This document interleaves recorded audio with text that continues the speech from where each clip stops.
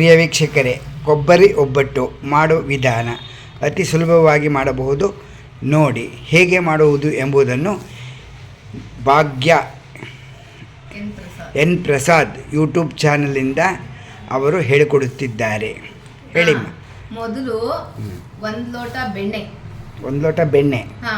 ಅದು ಒಂಚೂರು ಉಪ್ಪು, ಒಂಚೂರು ಸಕ್ಕರೆ ಪುಡಿ ಅಷ್ಟೇನೆ, ಜಾಸ್ತಿ ತಗೋಬಾರ್ದು. ಅಷ್ಟನ್ನು ಹಾಕಿ ಚೆನ್ನಾಗಿ ನಾದ್ಕೋಬೇಕು, ಕ್ರೀಮ್ ಥರ ನಾದ್ಕೋಬೇಕು.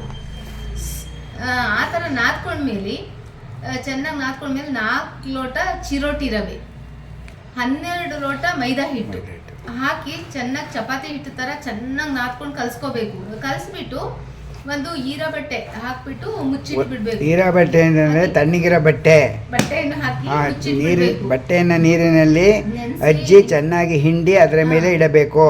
ಹೀಗೆ ಮುಚ್ಚಿಡಬೇಕು. ಮುಚ್ಚಿಟ್ಟರೆ 1 ಗಂಟೆ ಕಾಲ ಅಥವಾ 2 ಗಂಟೆ ಕಾಲ ಹೀಗೆ ಮುಚ್ಚಿಟ್ಟು ಆಮೇಲೆ ಇದು ನೋಡಿ 2 ಗಂಟೆ ಕಾಲ ಆಗಿದೆ. ಇವಾಗ ನೋಡಿ ಹೇಗಾಗಿದೆ. ಈ ಥರ ಆಗಬೇಕು. ನೋಡಿ ಈ ಥರ ಆದಾಗ ತುಂಬ ಚೆನ್ನಾಗಿ ಕೊಬ್ಬರಿ ಒಬ್ಬಟ್ಟು ಗರಿಗರಿಯಾಗಿ ತುಂಬ ಚೆನ್ನಾಗಿ ಬರುತ್ತೆ. ಇಲ್ಲ ಅಂದರೆ ತುಂಬ ಒಂಥರ ಸಾಫ್ಟ್ ಆಗಿರುತ್ತೆ. ಈ ಥರ ಚಪಾತಿ ಹಿಟ್ಟಿನ ಅದಕ್ಕೆ ಕಲಸಿಕೊಳ್ಳಬೇಕು.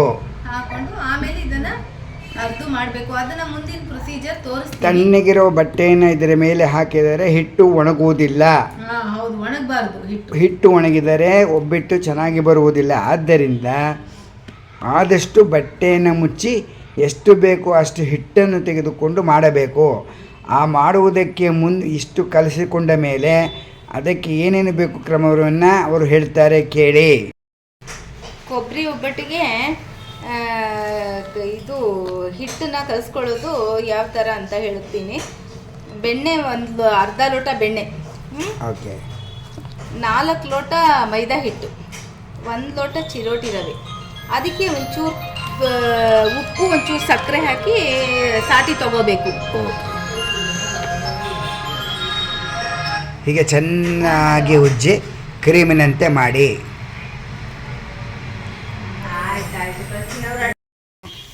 ಚಿರೋಟಿ ರವೆ,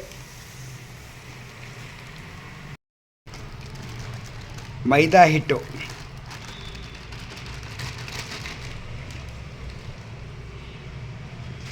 ಇದು ಲಾರ್ಜ್ ಸ್ಕೇಲ್ ಮಾಡ್ತಾ ಇರೋದ್ರಿಂದ ಜಾಸ್ತಿ ಹಾಕ್ಕೊಂಡಿದ್ದಾರೆ. ನೀವು ಕಡಿಮೆ ಇದರಲ್ಲಿ ಸ್ವಲ್ಪ ಹಾಕ್ಕೊಂಡು ಮಾಡ್ಬೋದು.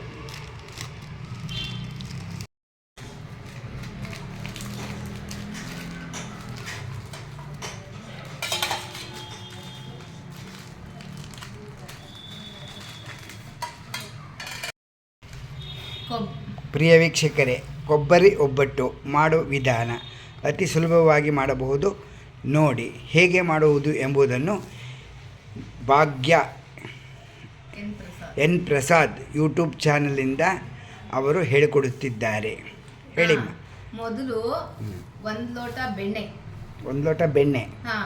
ಅದು ಒಂಚೂರು ಉಪ್ಪು, ಒಂಚೂರು ಸಕ್ಕರೆ ಪುಡಿ ಅಷ್ಟೇನೆ, ಜಾಸ್ತಿ ತಗೋಬಾರ್ದು. ಅಷ್ಟನ್ನು ಹಾಕಿ ಚೆನ್ನಾಗಿ ನಾದ್ಕೋಬೇಕು, ಕ್ರೀಮ್ ಥರ ನಾದ್ಕೋಬೇಕು.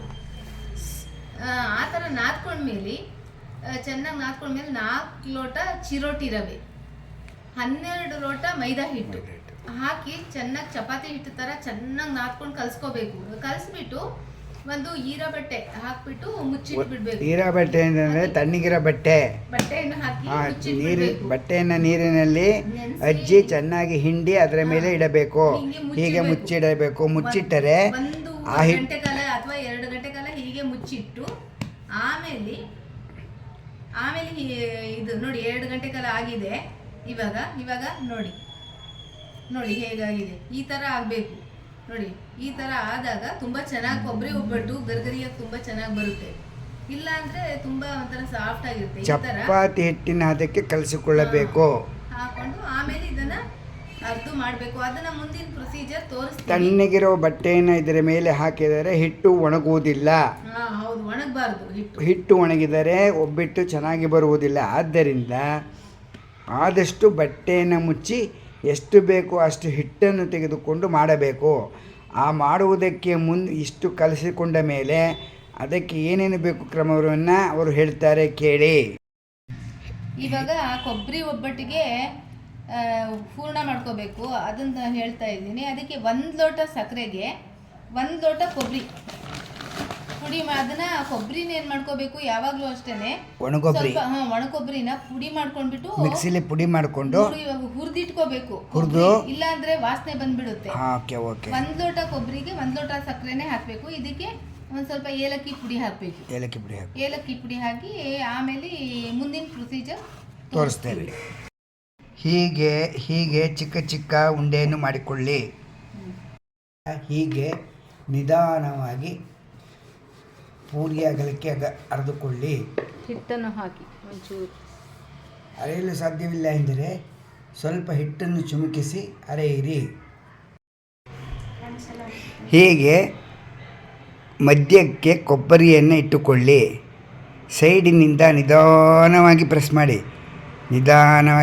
ಮಾಡಿ. ಆ ಥರ ಮೇಲುಗಡೆ ಬಂದಾಗ ಸ್ವಲ್ಪ ಬಲಗಡೆಗೆ ತಿರುಗಿಸಿ ಸ್ವಲ್ಪ ಪ್ರೆಸ್ ಮಾಡಿ.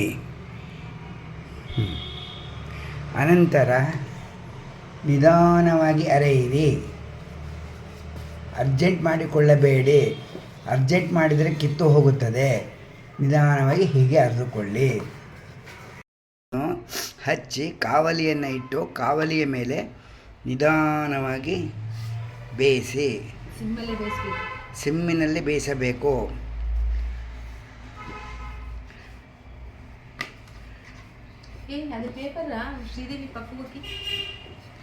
ಬಿಸಿ ಇರುತ್ತದೆ. ಸ್ವಲ್ಪ ಬಟ್ಟೆಯಲ್ಲಿ ತಿರುಗಿಸಿಕೊಳ್ಳಿ. ಹೀಗೆ ಮಗಚಿ ಹಾಕಿಕೊಳ್ಳಿ. ಶುದ್ಧವಾದ ಬಟ್ಟೆ ಇಟ್ಟುಕೊಳ್ಳಿ.